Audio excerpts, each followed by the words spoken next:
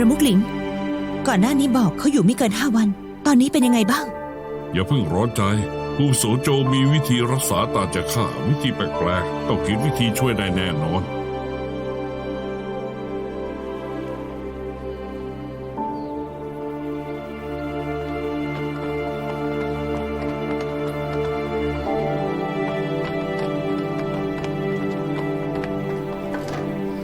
ท่านพ่อพี่สาวผู้โสโจนี่คนป่วยได้ข้าจะดูให้อีเซี่ยวนิ่งเฟย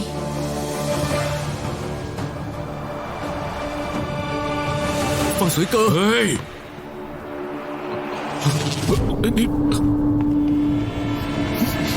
ก็คือเฟิ่งสุยเกอรู้จักของเฟิ่งผิงเฉิงใช่ไหมยายหนู ก็จะฆ่าย ายห เขา นูใจเย็นฟังข้าอธิบายก่อนฟังข้าอธิบายก่อน ทำไมไม่ให้ฆ่าเฟิ่งสุยเกอเรื่องใหญ่ขนาดนี้รอผู้อาวุโสเหลยก่อนเถอะข้าเป็นคนพามาถ้าไม่ช่วยเขาข้าจะพาเขาไปไม่ต้องพูดเรื่องไร้สาระประมุขหลิงคำพูดท่านข้าเข้าใจหมดละในเมื่อท่านเข้าใจแล้ว จะช่วยหรือไม่ก็รู้คำตอบอยู่แล้วนี่เฟิงผิงเฉิงเคยส่งคนมาล้อมปราบพันธมิตรเฟิงอุ่ยจะล้มตายจึงมีความแค้นลึกดังทะเลท่านพาลูกหลานตระกูลเฟิงมานี่ร้นหาที่ตายชัดๆเฟิงสุยเกอก็เป็นลูกเหวยชิงวี่เหมือนกันแต่เขาก็แซ่เฟิ่งถ้าเป็นคนตระกูลเฟิ่งก็ไม่อาจอยู่ร่วมฟ้ากับเราทุกท่านพวกท่านคิดอย่างไรแล้วแต่พ่อบุญธรรมข้าน่ะเป็นหมอเห็นคนจะตายก็ต้องช่วยนี่เรื่องนี้พวกเจ้าตัดสินใจกันเองเถอะกฎเกณฑ์ก็คือกฎเกณฑ์ได้วันนี้เราจะทำตามกฎตระกูลเฟิ่งเป็นศัตรูข้าจะฆ่าเฟิ่งสุยเกอแก้แค้นแม่เฟิ่งสุยเกอก่อตั้งพันธมิตรเฟิ่งอุยคนที่นี่ล้วนเคยได้รับบุญคุณมีเหลยเลี่ยสาขาตัดเฟินเป็นผู้นำอยู่ผู้อาวุโสเลยเกลียดตระกูลเฟิ่งแต่เห็นแก่หน้าพ่อข้าคงจะไม่มาหาเรื่องเฟิ่งสุยเกอเกินไปก่อนหน้าประมุขหลิงเคยกำชับไว้ห้ามบอกตัวตนของเขาเกรงว่าแก้ไขเรื่องนี้ไม่ได้แล้วข้าจะไปดูหน่อยนี่เฟยจะไปไม่ได้ตอนนี้จะเป็นคนที่นี่แล้วจะช่วยอย่างเปิดเผยไม่ได้นะหยุดนะหลีกไปข้าผิดต่ออีเซี่ยวท่านข้าเข้าไปปรโลดแต่จะชิงวี่อย่างไรเข้าไม่ได้เจ้าเข้าไปไม่ได้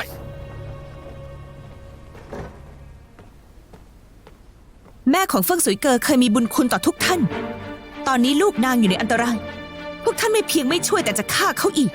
นี่ไม่ใช่เนรคุณงั้นเหรอในอดีตเฟิงผิงเฉิงไม่สนใจความรักฆ่าชิงวี่แล้วส่งทหารมาล้อมปราบที่นี่เลือดนี้ต้องคิดบัญชีกับเฟิงสุยเกอ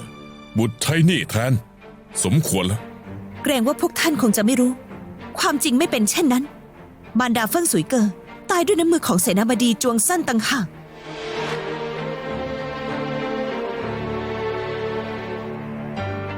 เจ้ารู้ได้อย่างไรข้าได้ยินกับหูได้เห็นกับตาและยังจับกุมจวงเซินพร้อมกับเฟิ่งสุยเกอทุกท่านในสู้ซารู้องค์ชายใหญ่เฟิ่งสุยเกอสังหารจวงเซินล้างมนทินให้มารดาล้างมนทินให้มารดาแก้แค้นให้มารดาเขาส่วนพวกท่านไม่เพียงไม่ทำอะไรแต่ใครเป็นศัตรูที่แท้จริงยังไม่รู้เลยไม่ว่าอย่างไรก็เป็นบุตรของเฟิ่งผิงเฉิงในตัวเขามีเลือดตระกูลเฟิ่งไหลอยู่เป็นไงมีวิธีไหมข้าแค่มาดูอาการเขาผู้อาวุโสทั้ง3ไม่ยอมข้าก็ทำอะไรไม่ได้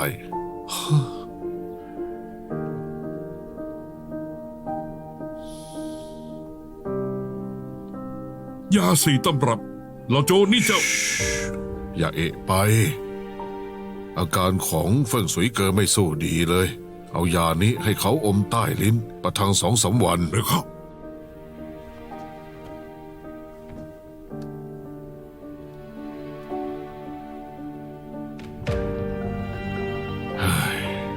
ขอบคุณผู้อาวุโสโจช่วยคิดหาวิธีช่วยเขาหน่อยเถอะขอเพียงช่วยเขาได้ข้ายอมทำทุกอย่างเฮ้ย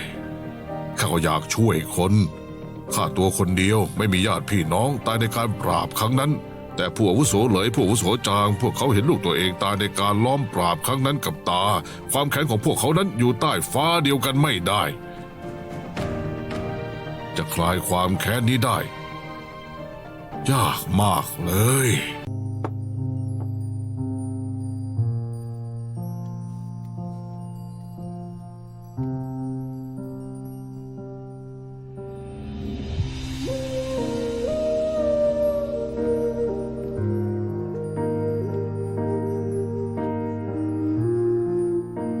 ยายหนูกลับไปพักเถอะเจ้าเหนื่อยจนป่วยไม่ได้นะ ไม่เป็นไร ข้ายังทนได้ ตอนนี้ข้าแค่อยากรีบหาวิธีทำให้เหล่าผู้อาวุโสของที่นี่ยอมช่วยเขา ประมุขหลิง ท่านน่าจะรู้เรื่องที่นี่ใช่ไหม เล่าให้ฟังได้ไหม เฟิงสุยเกอไม่เคยเล่าเรื่องพวกนี้ให้ฟังเลย ตอนแม่เขาก่อตั้งที่นี่เขายังเล็กมาก มีหลายเรื่องที่เขายังไม่รู้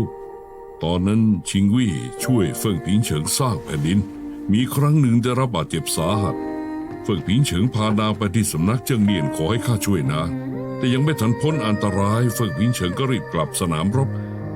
ข้าพยายามมากในที่สุดก็ช่วยชิงวี่ไว้ได้ พอนางตื่นขึ้นมาก็บอกเขาว่า ตัวเองเหมือนตายไปแล้วครั้งหนึ่ง หลายสิ่งที่เคยยึดมั่นถือมั่น ตอนนี้กลับไม่สำคัญแล้ว ข้าเหมือนตายไปแล้วครั้งหนึ่ง ไม่ได้ผ่านประตูนรกเองถึงได้เข้าใจว่าชีวิตสำคัญแค่ไหน ความรู้สึกนี้ข้าเข้าใจได้ ข้าก็ตกลงมาจากหน้าผา เหมือนตายไปครั้งหนึ่ง เจ้ากับชิงวี่ต่างเป็นวีรสตรีฉลาดกล้าหาญมีความสามารถแต่ไม่หยิ่งพยอง แถมยังมีจิตใจเมตตา พอชิงวี่หายดีแล้ว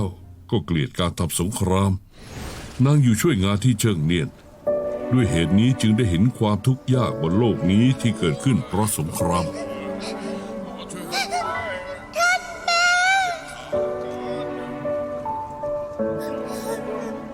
สำนักเจิ้งเนียนมีกฎของสำนัก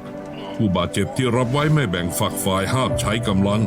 ดังนั้นศัตรูที่เมื่อวานยังสู้กันเอาเป็นเอาตายในสนามรบวันนี้ในสำนักข้าก็จะเชื่อฟังอยู่ร่วมกันอย่างสงบ เหล่าทหารก็จำใจทั้งนั้น ไม่มีใครชอบทำสงคราม และไม่มีใครอยากทนทุกข์จากสงครามด้วย หากเขาอยู่ร่วมกันอย่างสงบได้ทำไมจะไม่ยินดีล่ะ ดังนั้นในตอนนั้นประมุขเหวยจึงก่อตั้งพันธมิตรเฟิงอุยเหรอ ถูกต้อง ชิงวี่พบว่าสองฝ่ายที่ต่อสู้กันย่อมยุติความขัดแย้งได้ นางบอกเขาว่าถึงจะหยุดยั้งสงครามคนเดียวไม่ได้ แต่อย่างน้อยก็รักษาทหารที่บาดเจ็บและผู้ลี้ภัยให้พวกเขามีทางรอดได้ พันธมิตรเฟิงอุยเดิมควรเป็นสวรรค์บนดิน คนทุกอาชีพอยู่อย่างสงบสุข เป็นอย่างที่เจ้าว่า แต่หลังจากที่ชิงวี่จากไปที่นี่กลายเป็นอะไรไปล้วนมีแต่ความเกลียดชังต่อตระกูลเฟิ่งสู้ซา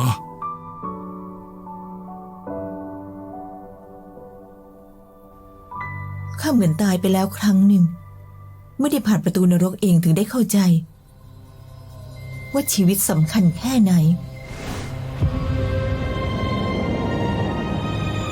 พายุมืดฝนไก่ขันไม่หยุด ที่แห่งนี้ของเราชื่อพันธมิตรเฟิงอุย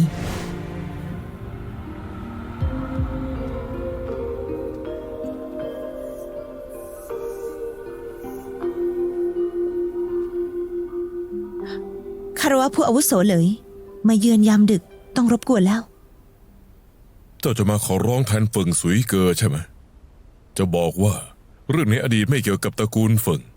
อยากให้ข้าวางความแค้นลง เฟิงสวยเกินไม่ได้ทำอะไรผิดเลย การเป็นลูกชายของเฟิงผิงเฉิง ไม่ใช่สิ่งที่เขาเลือกได้ เป็นชะตาของเขา ลูกชายสองคนของข้าตายในการล้อมปราบครั้งนั้น พวกเขาทำอะไรผิดกัน ความแค้นคนรุ่นก่อน จะให้คนในรุ่นนี้มารับผิดชอบทุกอย่างจริงๆเหรอ เฟิงผิงเฉิงเป็นคนแบบไหนข้าน่ะรู้ดีที่สุด ตระกูลเฟิงพวกเขาไม่มีคนดี เฟิงสวยเกินไม่เหมือนพ่อเขา ถ้าเขาลุ่มหลงในอำนาจเหมือนเฟิงผิงเฉิงจริง ป่านนี้คงเป็นฮ่องเต้ไปนานแล้ว เขาไม่เคยทำร้ายผู้บริสุทธิ์คนใดเลย และไม่ควรต้องรับผิดชอบความผิดที่ไม่ได้ก่อและรับกรรมโดยไร้เหตุผล ข้าไม่สนว่าเขาเป็นใครกันแน่ ข้ารู้แค่ว่า เขาเป็นศัตรูข้า ผู้อาวุโส ขอบังอาจถามว่าทำไมก่อตั้งที่นี่ทำไมถึงชื่อพันธมิตรเฟิงอุยเจตนารมณ์แรกคืออะไร เจ้าอยากพูดอะไรกันแน่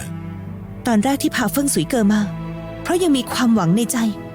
ข้าไม่รู้ว่าที่นี่เป็นแบบไหน ข้าเพียงได้ยินชื่อพันธมิตรเฟิงอุยได้ยินว่าที่นี่มีความหวังที่จะช่วยเฟิงสุยเกอได้ ข้าก็รีบมาโดยไม่ลังเล ที่นี่ไม่ควรจะเป็นสวรรค์บนดิน และที่ปกป้องผู้คนจากลมฝนหรอกเหรอ ต่อไปที่นี่จะเป็นที่พักพิง และปกป้องผู้คนจากลมฝน ข้าได้ยินว่าที่ประมุขเหวยก่อตั้งที่นี่ ก็เพื่อให้ผู้คน ที่ไร้ที่อยู่ มองไม่เห็นความหวังในชีวิต สามารถหาที่พักพิงได้ใหม่ ได้อยู่เย็นเป็นสุขในยุคโกลาหล แม้ข้าไม่เคยพบนาง แต่ข้าชื่นชมนาง ตั้งแต่เด็กจนโตข้าผ่านความทุกข์มามาก เพราะตัวเองเคยตากฝนมาก่อน จึงไม่อยากเห็นใครต้องทุกข์ทรมานท่ามกลางพายุฝน หากข้าช่วยใครจากความยากลำบากได้ข้าจะทำสุดความสามารถ หากแม่ของเฟิงสุยเกอยังอยู่ข้าว่า นางก็คงจะทำเหมือนกัน ผู้หาฟืนเพื่อคนอื่น ไม่ควรหนาวตายกลางพายุหิมะ แม่ของเฟิงสุยเกอใช้พันธมิตรเฟิงอีช่วยคน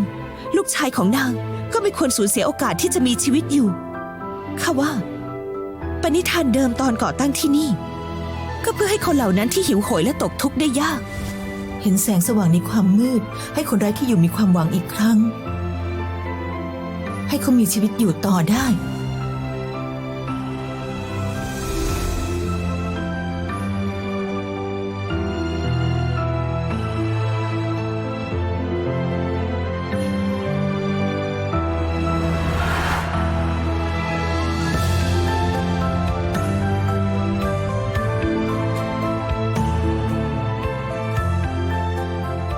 หากไม่มีนาง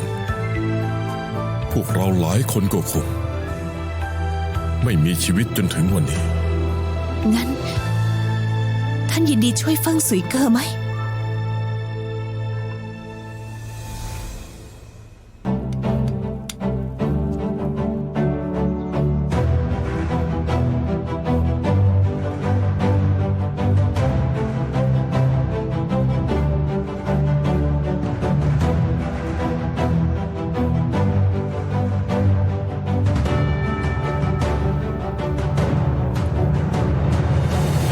ตอบสนองแล้วแจ้งจุดเศร้าซาง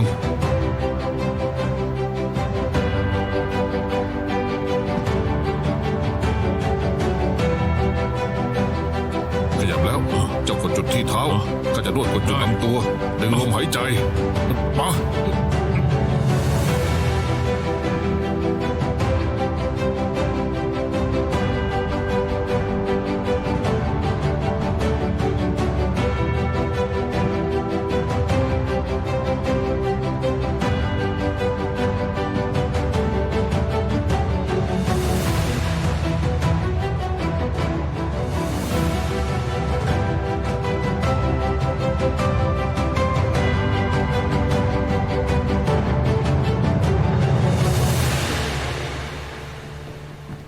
ผู้อาวุโสประมุขหลิง เฟิงสุยเกอเขาเป็นยังไงบ้าง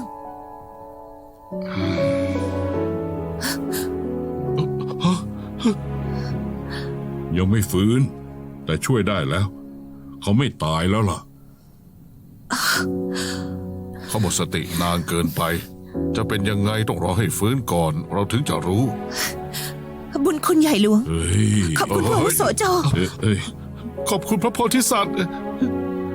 ขอบคุณท่านทั้งสอง เอ้ย ขอบคุณพระโพธิสัตว์ ขอบคุณมาก